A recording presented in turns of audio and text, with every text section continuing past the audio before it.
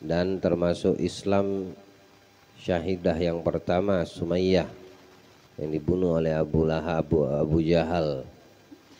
Semua itu dilakukan tujuannya hanya satu, mereka tidak beriman kepada Allah dan kufur terhadap ajakan Nabi kita Muhammad sallallahu alaihi wasallam.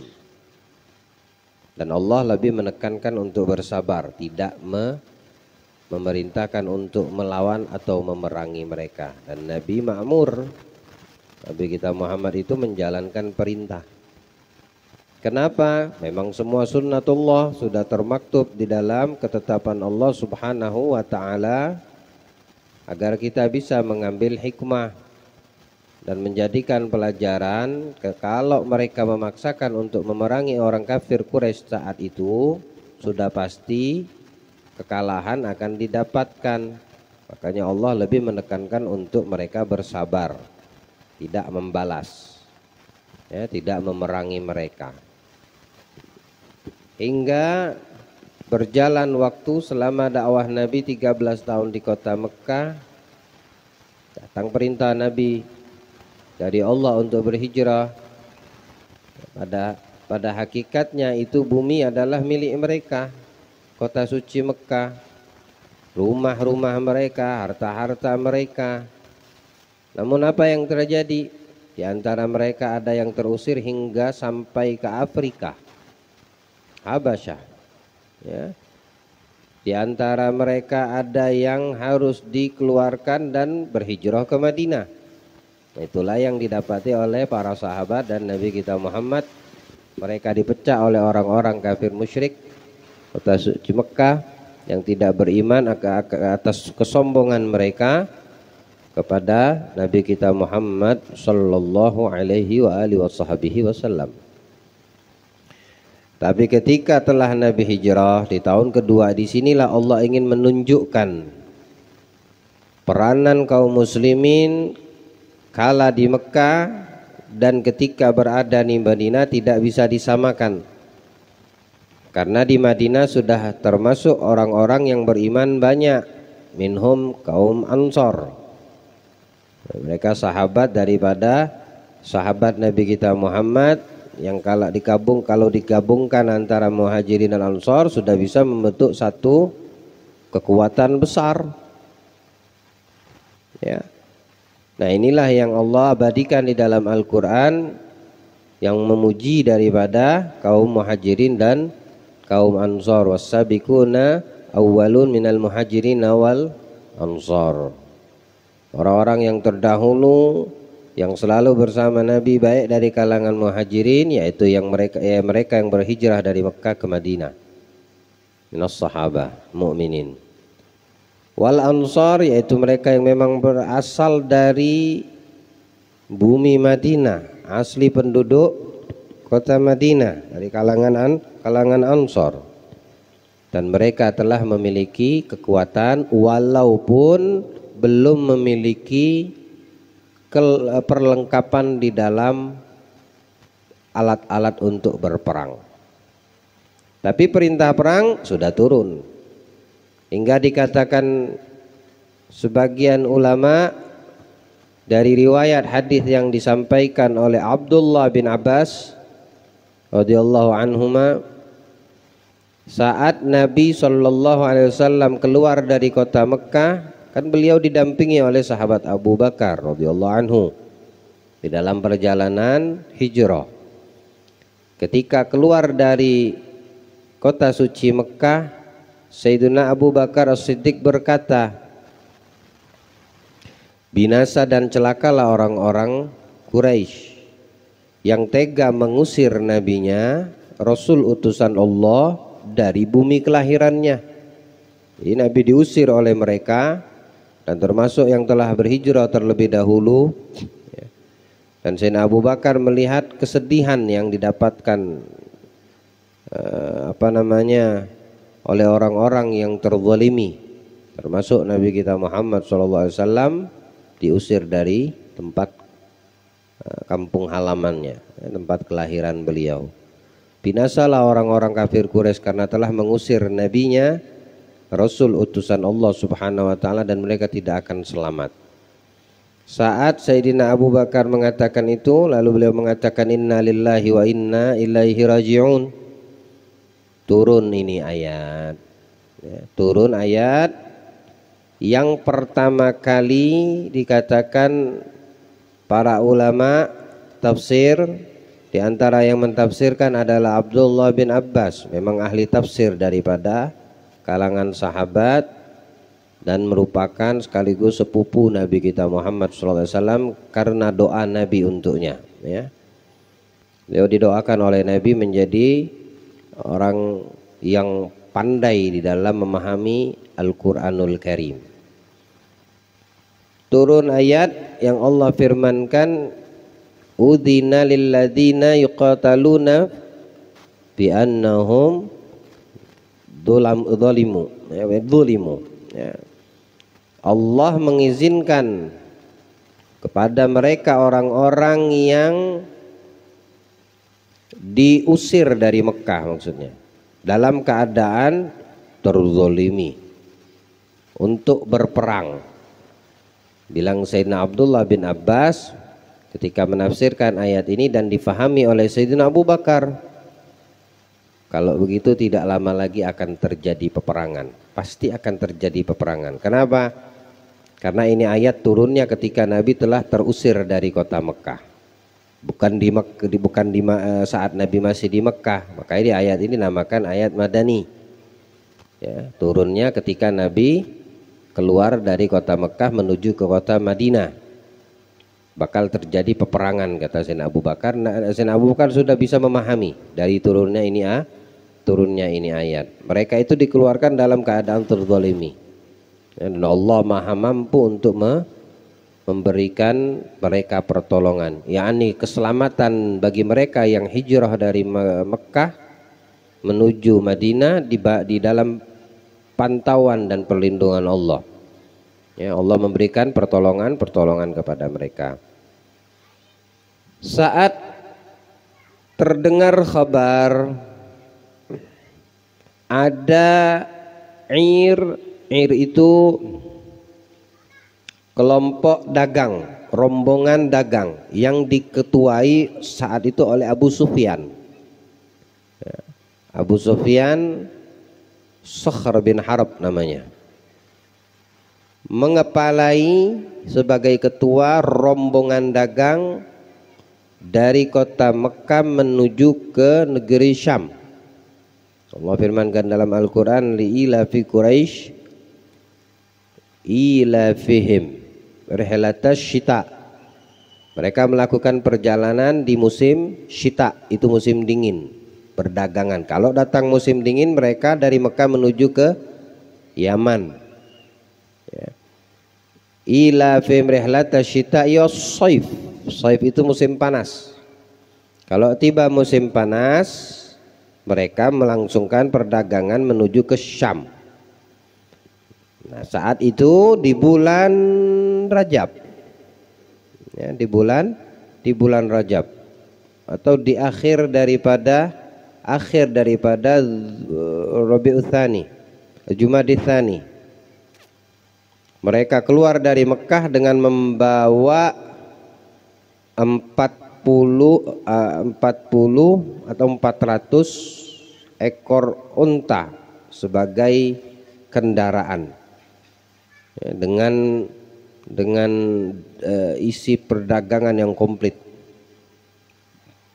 Itu berita terdengar sampai ke kota Madinah, tapi mereka kaum muslimin kelewatan, tidak mendapati untuk menghadang ini kalangan orang Mekah di dalam perdagangan menuju Syam yang diketuai oleh Abu Sufyan. Lama mereka bertahan di Syam, mereka melangsungkan jual beli. Tiba waktunya mereka balik. Nah, mungkin mereka selamanya di Syam. Ya, ini musim panas memang jadwalnya ke Syam. Beda kalau musim dingin. Di akhir bulan Sya'ban, atau di awal-awal bulan Sya'ban, mereka kembali dari Syam menuju ke kota Mekah membawa keuntungan yang besar luar biasa. Abu Sufyan membawa keuntungan yang luar biasa. Dikatakan ulama, di antara yang bisa dinominalkan itu tidak kurang dari 50.000 dinar uang emas, mata uang emas dinar itu 50.000, belum lagi barang-barang. Jadi pergi bawa 40 ekor onta atau 30 ekor onta, balik bawa 1000 ekor onta. Berarti menunjukkan perdagangan mereka ini sukses, ya, berhasil. Nah, itu kabar didengar oleh kaum muslimin di kota Madinah. Nah, di antara yang diriwayatkan Ibnu Ishaq dari Abdullah bin Abbas, kemudian sampai kepada perawi yang mengatakan hadhihi ir Quraisy. Nabi SAW mendengar kabar Abu Sufyan bakal balik ke Mekah dengan membawa keuntungan yang besar. Hadhihi ir Quraisy fiha amwaluhum wa khuruju ilaiha la'allallahu yunaffilukumuha. Ini ada informasi Abu Sufyan dengan rombongan dagangnya balik menuju Mekah kepada para sahabat yang ada di Madinah saat itu, minal muhajirin wal ansor. Pergilah kalian, keluarlah untuk mendatangi mereka. Ya. Mudah-mudahan Allah memberikan sedikit bagian untuk kalian, bukan untuk merampok, begal, bukan. Kenapa? Kan saat mereka terusir dari Mekah itu, kemana harta mereka? Dirampas semua oleh orang-orang itu. Nah, hasil rampasan kalau mereka betul-betul merampok itu namanya, betul-betul dibegal harta benda, tanah, binatang ternak, rumah-rumah tempat tinggal orang-orang muslimin yang ada di Mekah saat mereka diusir keluar dari Mekah. Nah, itu dikumpulkan jadi satu, diserahkan, dikepalai kepengurusan ini harta benda orang umat Islam yang ditinggal di Mekah kepada Abu Jahal, kepada Umayyah bin Khalaf, kepada Abu Sufyan. Tapi ketuanya, ketua ininya apa namanya, ketua umumnya maksudnya ya, jenderalnya Abu Jahal. Nah, saat mereka keluar ke Syam, harta itu dilibatkan sebagai modal. Paham sampai di sini? Dibawalah. Maka Nabi mengatakan, pergilah kalian kalau mau menghadang ini orang-orang Quraisy, mudah-mudahan Allah memberikan sebagian, ya, milik kalian, maksud Nabi SAW, bukan mau merampok. Dan Nabi SAW di antara strateginya untuk memberikan kekhawatiran kepada mereka orang kafir Mekah, orang musyrik Mekah, supaya mereka tidak gampang mudah lalu lalang melewati batasan wilayah, ya, dengan seenaknya, masuk wilayah tanpa izin, keluar tanpa izin, kayak gitu. Kayak sekarang ini kan ada batasan negara. Kita kalau mau masuk ke Malaysia ada syarat enggak? Apa boleh keluar masuk saja? Kena tangkap ente. Ente harus beli, atau di negara yang mengharuskan ente membayar visa, ente harus siapin paspor. Ya, enggak bisa ente ke mana tempat negara langsung masuk beli tiket tiba-tiba sampai di Abu Dhabi misalnya, atau di Qatar. Ya, mungkin kalau ente mau gratis masuknya ke Israel. Ya, gratis ente ikut jihad di sono, tidak perlu bayar visa-visa lagi. Nah, seperti itulah strategi Nabi mengutus para sahabat supaya mereka ini tidak begitu nyaman keluar masuk batasan batasan kota muslimin, kota Islam ini Madinah maksudnya saat itu ya. Akhirnya terdengarlah informasi ini juga ke telinga Abu Sufyan, bahwasanya kaum muslimin umat Islam keluar dari Madinah untuk merampok mereka, dibilang kayak gitu. Nah, sesungguhnya itu tidak. Pun kalau seandainya mereka bahasanya mengambil harta rampasan Abu Sufyan dari hasil dagang, itu ada hak mereka. umat Islam, karena harta mereka diambil di Mekah. Tujuan mereka bukan karena cinta terhadap dunia, tapi untuk membekali mereka jihad fisabilillah. Mereka persenjataan tidak ada, ya, sedikit yang memiliki perlengkapan perang. Sedangkan ayat perang sudah turun, persenjataannya belum ada. Ya. Setiap negara itu kalau seandainya berperang yang dibutuhkan senjata, perlengkapannya, entah pedang, tombak, perisai, baju perang, kuda, onta, mesti itu dibutuhkan. Itu di masa itu ya. Kalau sekarang mungkin peluru, bom, rudal, apalah itu yang dibutuhkan. Nah, ini Pak Mitra, TNI tahu jadi apa yang dibutuhkan kalau untuk bab perang ini apa yang dibutuhkan, beliau tahu tuh. Ya. Jadi Nabi memerintahkan mereka, para sahabat, bukan memerintah, menganjurkan kalau kalian mau. Maka di antara mereka yang mendengarkan itu ada yang semangat, ada yang enggak semangat. Nah, sudahlah, enggak terlalu biarlah hartaku mau diambil mau gimana. Ada yang tetap semangat keluar.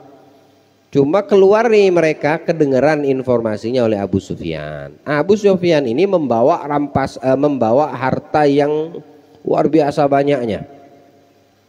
Anda bayangkan 1000 ekor onta, di dalam riwayat 2000 ekor onta mereka bawa balik dari Syam karena suksesnya tijarah mereka. Di situ ada harta Abu Jahal, Umayyah bin Khalaf, Abu Lahab paman Nabi ada juga. Semua ada harta mereka tuh di situ, dititipkan ya dalam perdagangan tersebut.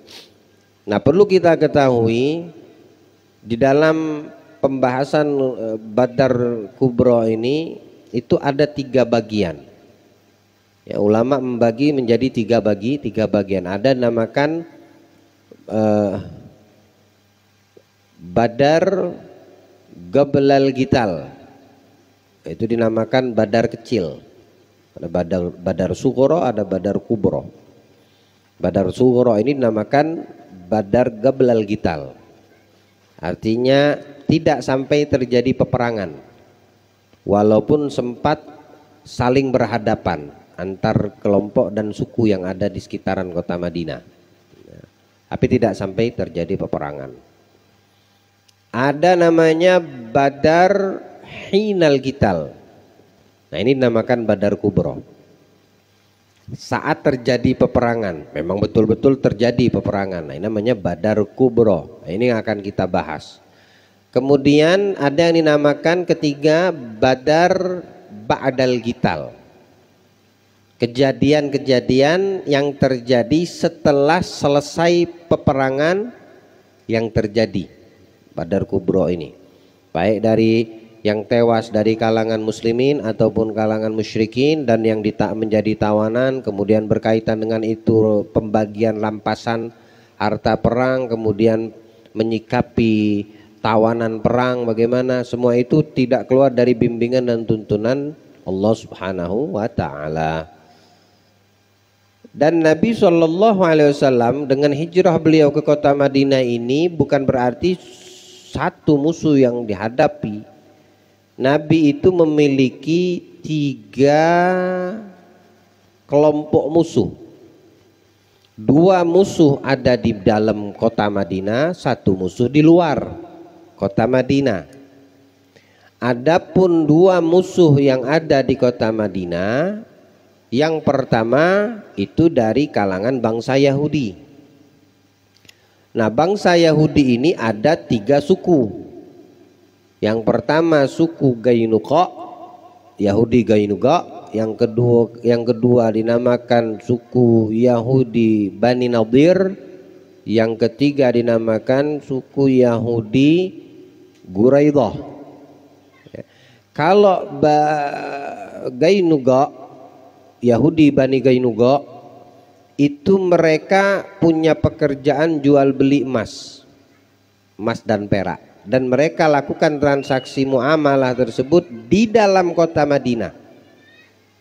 Ya, di dalam kota Madinah. Ini biar kita tahu nih sejarah peperangan Badar Kubro ini enggak. Ini tahun ini insya Allah saya akan detailkan peristiwa Badar Kubro nih. Kalau yang sebelum-sebelumnya kita cuma lewat begitu saja. Paling tidak dasarnya kita sudah pahami. Tapi insya Allah tahun ini biiznillah akan saya detailkan ya, daripada hadis-hadis yang disampaikan oleh para ulama kita, para perawi hadis ataupun kitab-kitab sirah yang ada. Yang kedua dari suku Yahudi Bani Nadir. Bani Nadir ini tinggalnya di luar kota Madinah, lebih dekat dengan Masjid Quba, tapi tidak terlalu jauh dari Madinah. Nah, yang ketiga Bani Quraidah. Dia tinggalnya Yahudi ini agak jauh dari Masjid Quba. Kalau Bani Nadir, mereka ini pedagang di luar konteks emas dan perak. Mereka lakukan itu di dalam dan di luar kota Madinah. Ya. Adapun Bani Quraidah sama, ya, mereka mempunyai perdagangan yang dilakukan di dalam dan di luar kota Madinah. Adapun musuh atau kelompok musuh Nabi kaum muslimin yang kedua itu dari kalangan orang-orang munafik, ya, yang dikepalai olehnya Abdullah bin Ubay bin Salul. Nah, ini pemimpinnya munafik nih, ya, tinggal di dalam kota Madinah. Dia punya anak namanya Abdullah juga.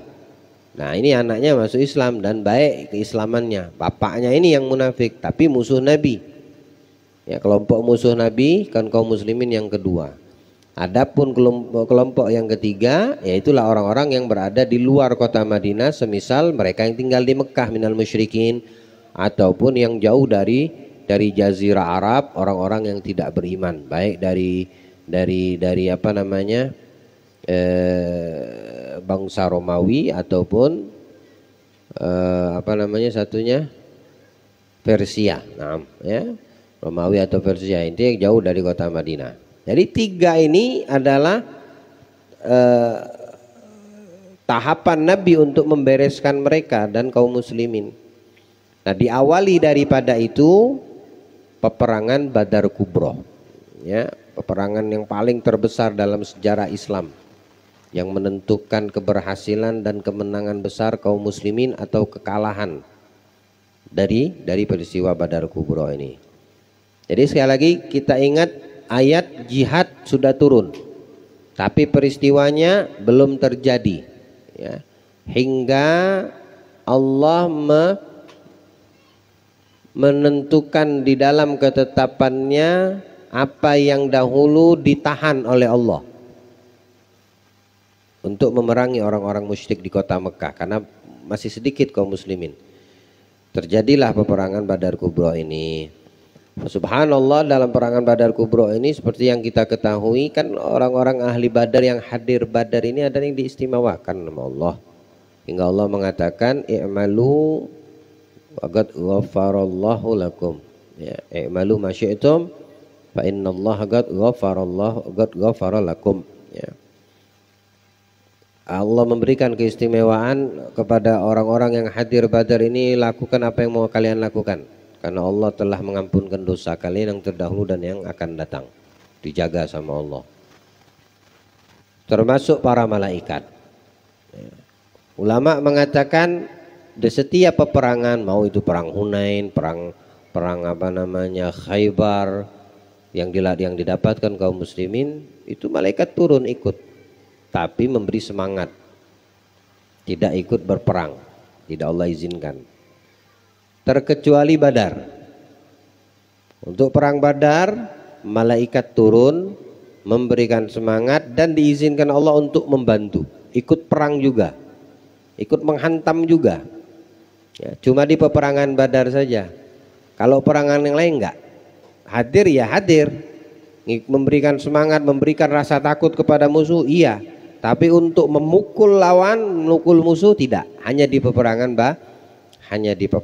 Badar.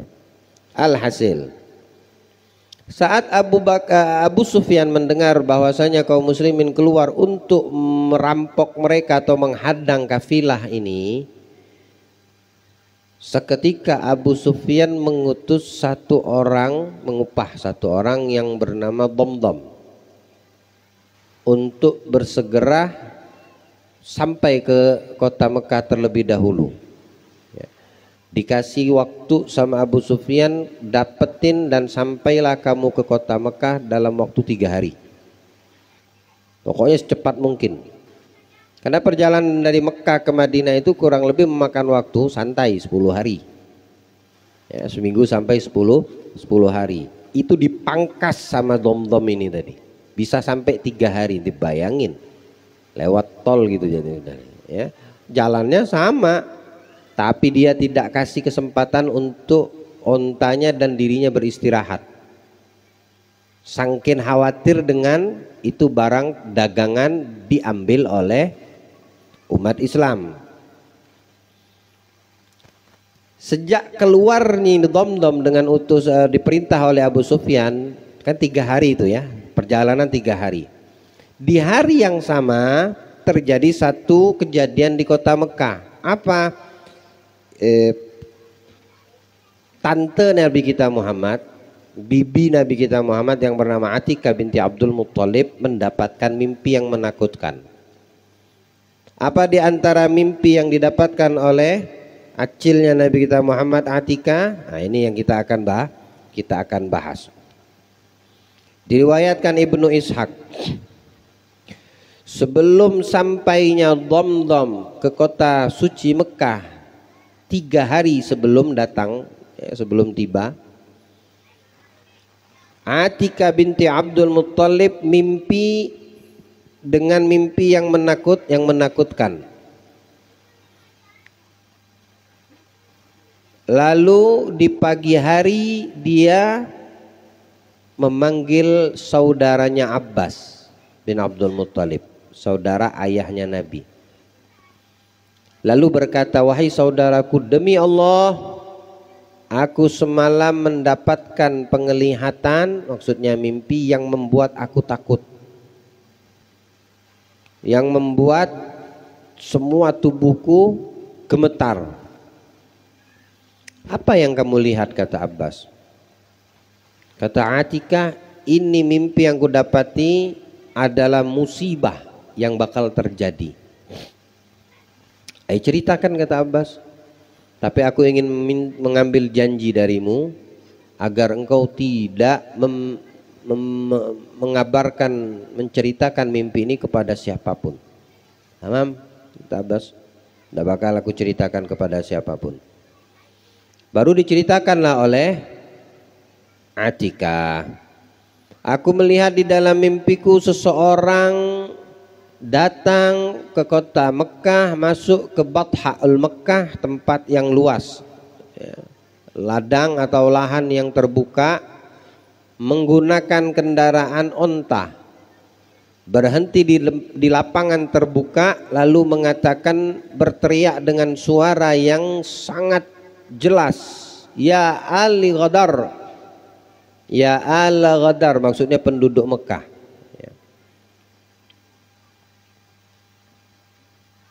Ya Al-Ghadar limusari'ikum fi thalath.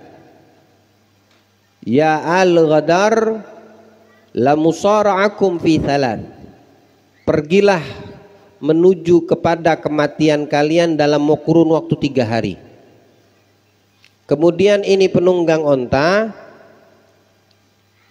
berpindah tempat ke hadapan Ka'bah, diikuti sama penduduk Mekah. Teriak lagi sama, wahai penduduk Mekah, pergilah kalian menuju kematian dalam 3 hari. Kemudian pindah lagi ini penunggang ke Jabal Abi Gubais.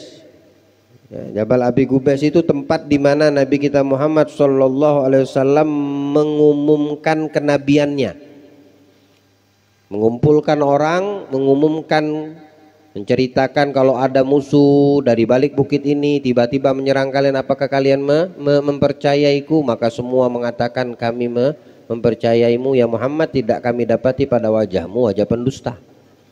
Ketika Nabi mengatakan, aku Rasul utusan Allah, memberi kabar gembira kepada kalian bagi yang taat, atau memberikan kabar yang menyedihkan, yang menyakitkan bagi kalian yang ingkar. Semua diam, tidak ada yang mempercayai. Dan disitulah paman Nabi Abu Lahab yang mengatakan caci makinya kepada Nabi Muhammad, ya, mendustakan kenabian keponakannya sendiri. Naik ini orang dengan ontanya, berteriak juga dengan perkataan yang sama, wahai penduduk Mekah, pergilah kalian menuju kepada kematian kalian dalam kurun waktu 3 hari. Lalu dia ambil batu besar, dilempar dari itu bukit Abi Gubais, menggelinding itu batu besar, kemudian sampai di bawah batu itu pecah. Nah, pecahan batu ini, kata Atika, dia lihat di dalam mimpinya, tidak ada satu rumah pun yang ada di kota Mekah ini melainkan dimasuki oleh pecahan batu ini. Lalu dia terbangun. Dijawab oleh Abbas, wallah inna hadhihi la ru'yah. Ya Atikah, ini betul-betul mimpi, tapi bukan sekedar mimpi, ini betul-betul menakutkan. Jangan kau ceritakan kepada orang lain, kata Abbas. Siapapun jangan kau ceritakan. Abbas bin Abdul Muttalib ini punya ikatan persahabatan kuat dengan seorang yang bernama Al-Walid ibn Utbah. Walid ibn Utbah ini mati di Badar. Dia bapaknya mati di Badar. Saking akrabnya Abbas, menceritakanlah kepada Al-Walid. Memang dasar kata mulut manusia itulah. Dibilang rahasia jangan ceritakan, cerita kepada satu orang. Al-Walid dibilang jangan ceritakan kepada orang lain, cerita ke abahnya.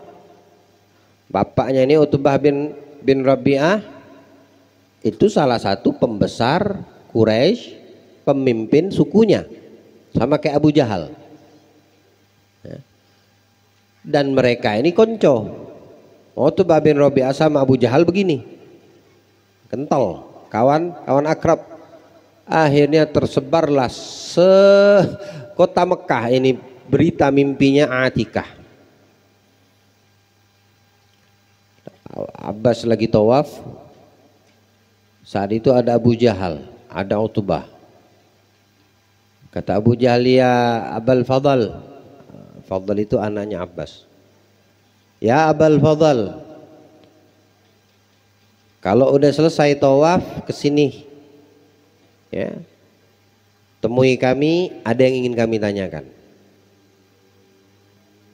Selesai tawaf, didatangilah oleh Abbas Abu Jahal.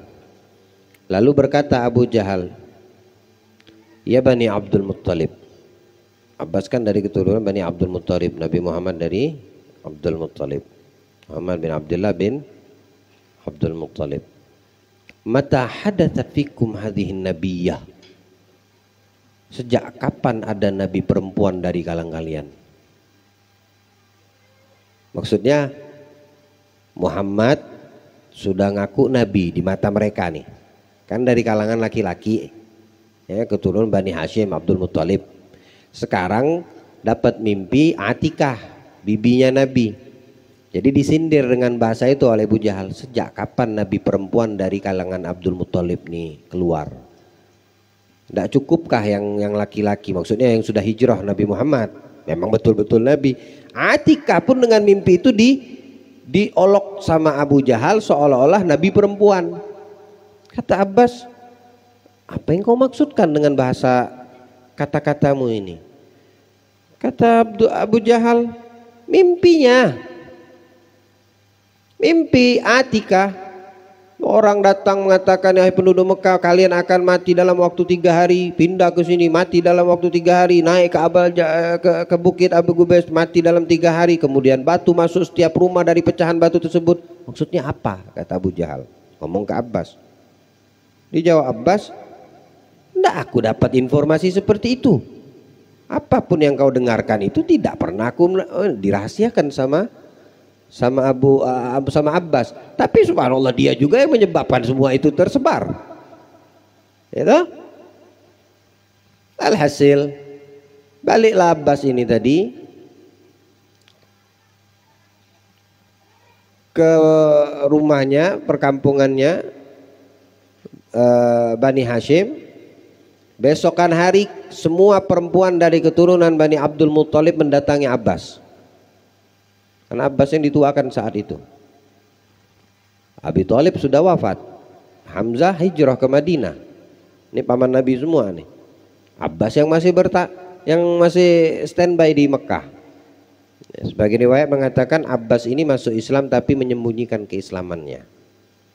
Makanya ketika terjadi peperangan Badar, Nabi mengatakan kalau ketemu Abbas jangan dibunuh, kalau ketemu Abal Bakhtari jangan dibunuh, karena semua ada sebab. Nanti masuk ke dalam hal ini peperangan Badar Kubra. Ini kan masih dalam bagian pertama Badar sebelum peperangan, sebelum terjadinya kejadian-kejadian yang terjadi sebelum terjadinya peperangan, ketemunya antara dua pasukan. Nah ini kejadiannya. Pertama mimpi Atikah. Datang perempuan ke Abbas, ya Abbas, tidak cukupkah dari kalangan laki-laki kita diolok-olok sama itu syaitan satu itu, katanya, maksudnya Abu Jahal. Ya. Orang bodoh itu, kata dia. Kau direndahkan, kita punya kaum dihinakan dengan kenabian Muhammad SAW. Sekarang dibilang Atikah nabi perempuan. Yang pertama saja kau diam, sekarang kaum perempuannya kau pun akan diam? Kata Abbas, demi Allah tidak ada yang bisa melawan Abu Jahal kecuali aku, yang mampu, maksudnya yang berani. Ya. Nah karena kompor dari wanita-wanita ini, timbullah semangat Abbas. Aku datang ya Abu Jahal, aku tempeleng mukanya, mau ku hantam dia, gara-gara menghina kalangan wanita Bani Hashim, ya, atau Bani Abdul Muttalib. Didatangi esokan harinya, hari ketiga, hari ketiga dari kejadian mimpi tersebut. Dilihatnya ada memang di dekat di sekitaran Ka'bah Abu Jahal, Umayyah bin Khalaf, Utbah bin Rabi'ah, Syaibah bin Rabi'ah, pokoknya pembesar Quraisy ada semua di situ. Abbas tawaf, karena kebiasaan Abbas ini kalau masuk Masjidil Haram mesti tawaf dia. Selesai tawaf sambil menunggu waktu time yang pas. Kapan aku datangi Abu Jahal, saat dia meleng aku datangi. Selesai tawaf, langsung dia dalam keadaan sudah semangat untuk mendatangi ini Abu Jahal. Ditujunya langsung fokusnya ke satu tujuan, yaitu Abu Jahal. Abu Jahal melihat Abbas menuju ke arah dia. Dalam riwayat sudah ada siap pedang di dalam jubahnya Abbas. Saat sudah dekat saling bertatapan, Abu Jahal berlari. Dikira Abbas ini lari karena ketakutan aku ingin mendatangi dia. Ternyata bukan. Abu Jahal mendengar teriakan, nah tiba dom-dom ini. Dom-dom ini teriak dari kejauhan, masuk sudah di kota Mekah. Suaranya itu terdengar sampai penduduk kota Mekah itu mendengar, termasuk Abu Jahal di dekat Ka'bah mendengar. Hebohlah kota Mekah, ramai. Ya. Nah tradisi orang Arab kalau dalam keadaan urgent yang mengharuskan pembelaan tanpa ada diskusi, musyawarah atau perdamaian, itu mereka akan membuat satu keanehan. Di antara yang ditunjukkan keanehan itu oleh dom-dom ini. Sebelum masuk kota Mekah, hidung ontanya itu dipotong, bibir ontanya dipotong, jadi darahan semua itu. Baju yang dipakainya itu disobek-sobek, jadi kelihatan seperti habis disakiti. Masuk ke kota Mekah, ini dom-dom teriak Al-Latimah, Al-Latimah, ghafilah, dagang kalian, harta benda kalian, maksudnya dibawa Abu Sufyan, ya, ditahan dan diambil sama Muhammad dan Sobah. Sobah itu maksudnya para sahabat. Mereka tidak mau bilang sahabat, tidak mau Sobah jadinya. Ya. Muhammad dan Sobah, Muhammad dengan sahabatnya mengambil dagangan kalian, harta benda kalian. Tapi dilihat dalam keadaan ontanya udah cedera, dia sendiri kusut ya, nggak teratur gitu keadaan kondisinya si Domdom ini tadi. Iyalah 3 hari dihantam perjalanan dari Madinah, dari Badar menuju ke kota Mekah yang mestinya 10 sampai seminggu sampai 10 hari dihantam 3 hari. Apa dah hancur badan dia? Terprovokasi lah Abu Jahal lah jadi pentolannya. Tidak boleh kita diam ini. Semua siapkan senjata kalian, siapkanlah kendaraan kalian. Satu kota Mekah mempersiapkan apa yang harus mereka persiapkan dari peralatan perang untuk menyelamatkan harta benda mereka dan memerangi serta membunuh Nabi kita Muhammad serta kaum muslimin. Informasi yang didapatkan dari Domdom kedatangan ini terbentuk 3 kelompok lagi. Kelompok pertama ada yang menerima tawaran Abu Jahal sehingga mereka mempersiapkan peralatan perang. Kelompok yang kedua ada yang tidak menyanggupi karena rasa takut. Di antaranya siapa? Paman Nabi juga, Abu Lahab. Abu Lahab takut, tidak mau dia berperang. Subhanallah, Abu Lahab ini menyewa, membayar orang untuk menggantikan dia, mewakilkan dia atas nama dia. Dianya santai, yang diwakili itu berperang, tapi dengan upahan. Ya. Nah, salah satunya disebutkan di sini Hisham ibnul Mughirah yang disewa oleh Abu Lahab karena dia punya hutang 4.000 dirham dengan Abu Lahab. Bilang Abu Lahab, keluar engkau wakilkan aku ikut berperang melawan Muhammad dan kaum muslimin. Kalau kau mati di dalam peperangan, hutangmu kulunasi, istri dan anakmu di dalam nafkahku seumur hidupku selama aku hidup. Akhirnya keluarlah. Kelompok yang ketiga menghindar, artinya menjauh dengan datang terlambat. Tujuannya menghindar, tidak mau bareng sama yang semangat kelompok pertama Abu Jahal and the gang. Di antaranya siapa? Umayyah bin Khalaf. Umayyah bin Khalaf ini yang menyiksa Bilal bin Rabah. Umayyah bin Khalaf itu mempunyai teman akrab asli penduduk Madinah, namanya Sa'ad bin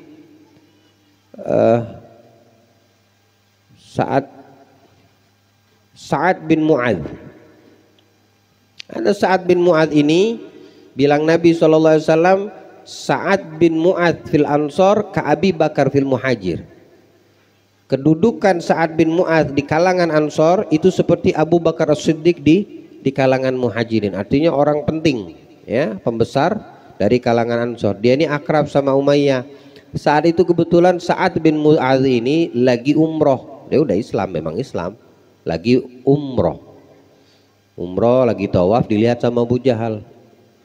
Siapa ini orang? Kok aman betul, merasa aman, tidak ada gangguan, berani tawaf. Dibilang sama Umayyah, itu Sa'ad bin Mu'adz. Temannya Muhammad dari Madinah, artinya penduduk Madinah asli. Kok bisa aman kayak gini dia tawaf di tempat kita ini? Dengan bahasa kasar Abu Jahal, tidak diam Sa'ad. Kalau kau ingin melukaiku, kau ingin menghalangiku ya Abu Jahal, jangan harap kau aman melewati Madinah. Diancam balik sama Sa'ad. Ya. Dilawan lagi sama Abu Jahal, akhirnya ditenangkan oleh Umayyah bin Khalaf. Ya Sa'ad, udah, jangan kau angkat suaramu dengan itu Abu Jahal. Dia itu pemimpinnya Quraisy saat ini. Ya. Dia itu presidennya, pemimpin yang ditakuti, disegani. Kata Sa'ad, diem ente. Sama-sama teman akrab ini, Umayyah bin Khalaf ini. Diem mulutmu, jaga. Gak usah halang-halangi aku untuk membalas apa yang dikatakan oleh orang bodoh satu ini, Abu Jahal maksudnya. Ya. Tapi dia ini pembesar Quraisy. Nanti kok kenapa-kenapa? Udah diem aja. Ente dosa banyak omong.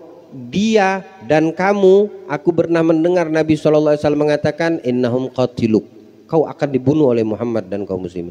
Aku, kata Umayyah bin Khalaf, Padahal dia ini mau menengahi antara dia dengan Abu Jahal. Tapi dia punya niat untuk menjadi islah penengah, ditegur juga sama Sa'ad. Dosa kau ikut-ikut membantuku, karena aku mendengar Muhammad akan membunuhmu. Kaget dia, Umayyah bilang, aku dibunuh? Iya, aku dengar langsung Muhammad mengatakan mereka akan membunuhmu. Di mana? Allahu alam. Di Mekah kah? Tidak tahu. Di luar Mekah? Tidak tahu, kata Sa'ad. Mulailah timbul ketakutan. Makanya Umayyah bin Khalaf tidak ikut bareng rombongan Abu Jahal. Tadinya tidak mau berangkat, nggak mau ikut dia peperangan, keluar dari Mekah menuju Badar. Datang balik ke rumah ngomong sama istrinya, wahai istriku, itu teman-temanku mengatakan bahwasanya Muhammad akan membunuhku. Muhammad membunuhmu? Di mana? Nah itu dia tidak jelaskan. Apa yang disampaikan Muhammad bakal terjadi. Bininya ngomong kayak gitu. Ya. Sebetulnya yang disampaikan Muhammad bakal terjadi, cuma tidak tahu di mana. Tambah lagi takut dia. Rombongan sudah mau keluar dari Mekah, dia duduk di tengah-tengah lapangan. Ya, duduk di tengah-tengah lapangan, dilihat sama Abu Jahal. Ayo keluar.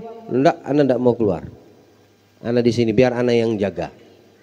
Maksudnya jaga kota Mekah. Kata Abu Jahal, sebentar dia pergi, diambilnya mabkharoh.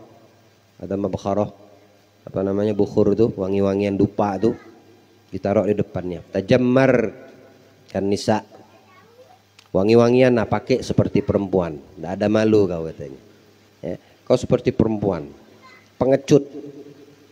Anak pengecut, mulai keluar setannya, egonya gengsinya keluar. Kau bilang aku pengecut, kau bilang aku seperti wanita. Kita buktikan siapa yang pengecut di medan perang ini, kata dia. Kau atau aku, kata Umayyah bin Khalaf. Berhasil si setan satu ini untuk ngompori supaya ikut tadi. Abu Jahal ini kan setan juga nih. Akhirnya berhasil, dia siapkan baju perangnya begini. Walhasil keluarlah mereka. Di antara mereka yang keluar, ikhwan, ada yang keluar dalam keadaan terpaksa. Ya, terpaksa keluar karena dikhozak terus sama Abu Jahal, disupport, dibilang pengecut lah ini. Mereka orang-orang Quraisy ini pantang, kalau dibilang pengecut itu pantang. Walaupun mereka itu takut, walaupun mereka itu diantaranya memang betul-betul pengecut. Tapi ketika dibilang pengecut tuh tidak mau. Samalah kaum laki-laki kan begitu. Laki-laki kita nih, ya, dibilang misalnya ada orang usil sama ente.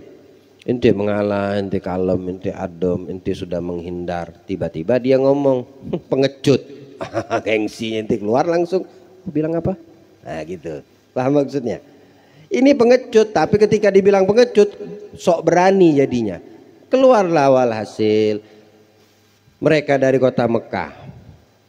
Kurang lebih 950 orang sampai 1000. Dengan persiapan yang komplit. Pasukan penunggang kuda mereka 200 orang menunggangi kuda dengan pakaian besi, pakaian baju perang besi, pedang, panah, pasukan penombak, semuanya komplit. Yang menggunakan onta 80 ekor onta. Ya. Dari banyaknya ini. Mereka membawa persiapan makanan yang luar biasa. Walhasil setiap hari mereka ketika sampai di istirahat di satu tempat namanya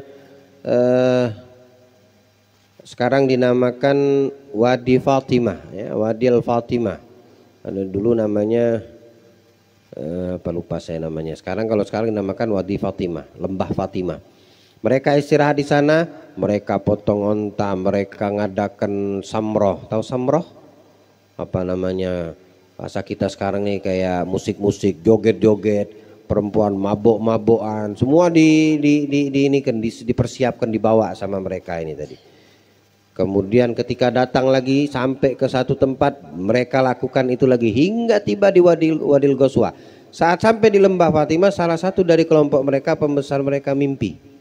Di dalam mimpi mereka mendapati terbunuhnya Abu Jahal, Utbah bin Rabi'ah, Syaibah bin Rabi'ah, Umayyah bin Khalaf, Al-Walid bin Ibn Utbah dan pembesar-pembesar banyak disebutkan mimpi, diceritakanlah kepada mereka, balik aja kita, aku mendapatkan mimpi yang tidak bagus, kalian semua ini fulan mati di dalam peperangan yang kita tuju nih.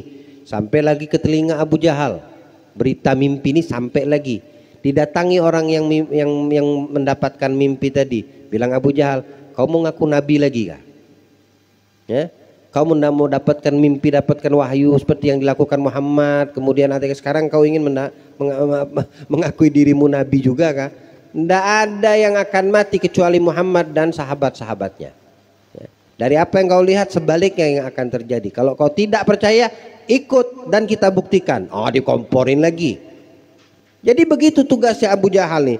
Banyak yang ingin pulang ke kota Mekah tanpa ada keperluan untuk ikut bersama mereka, dihalang-halangi sama Abu Jahal, termasuk Umayyah bin Khalaf, hingga sampailah mereka di Wadil Guswah, lembah Guswah namanya. Ya, kalau Nabi Muhammad dengan para sahabat, perjalanan mereka juga dalam keadaan